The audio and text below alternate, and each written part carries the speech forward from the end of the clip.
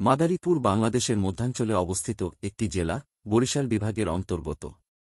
এটি প্রায় ১.৪ বর্গ কিলোমিটার এলাকা জুড়ে রয়েছে এবং এটি তার সমৃদ্ধ সাংস্কৃতিক ঐতিহ্য, ঐতিহাসিক তাৎপর্য এবং প্রাণবন্ত কৃষি কার্যক্রমের জন্য পরিচিত।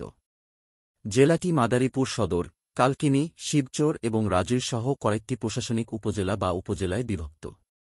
মাদারীপুরের সার্বিক উন্নয়ন ও বৈচিত্র্যে এই প্রতিটি উপজেলায় অবদান রাখে। মাদারীপুরের একটি উল্লেখযোগ্য বৈশিষ্ট্য হল এর কৃষি প্রাকৃতিক দৃশ্য।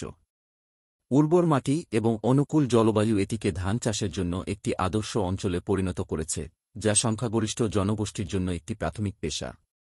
এই জেলাটি সবুজ ধানের ক্ষেতে ঘেরা, যা মানুষের কৃষিভিত্তিক জীবনধারাকে তুলে ধরে। মাদারীপুরের একটি সমৃদ্ধ সাংস্কৃতিক ঐতিহ্য রয়েছে। ঐতিহ্যবাহী সঙ্গীত, নৃত্য এবং উৎসবগুলি এর বাসিন্দাদের জীবনে গুরুত্বপূর্ণ ভূমিকা পালন করে। এই জেলাটি প্রখ্যাত শিল্পী ও সঙ্গীতজ্ঞ তৈরি করেছে, যারা বাংলাদেশের সাংস্কৃতিক পরিচয়ে অবদান রেখেছেন।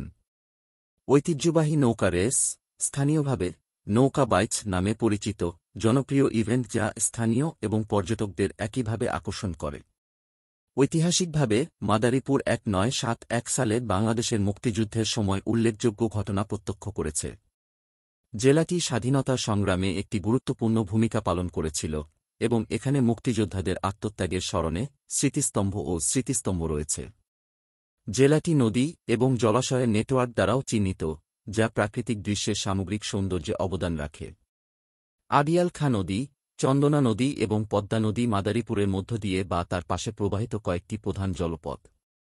শিক্ষার দিক থেকে মাদারীপুর সাম্প্রতিক বছরগুলিতে স্কুল, কলেজ এবং অন্যান্য শিক্ষা প্রতিষ্ঠার মাধ্যমে অগ্রগতি অর্জন করেছে।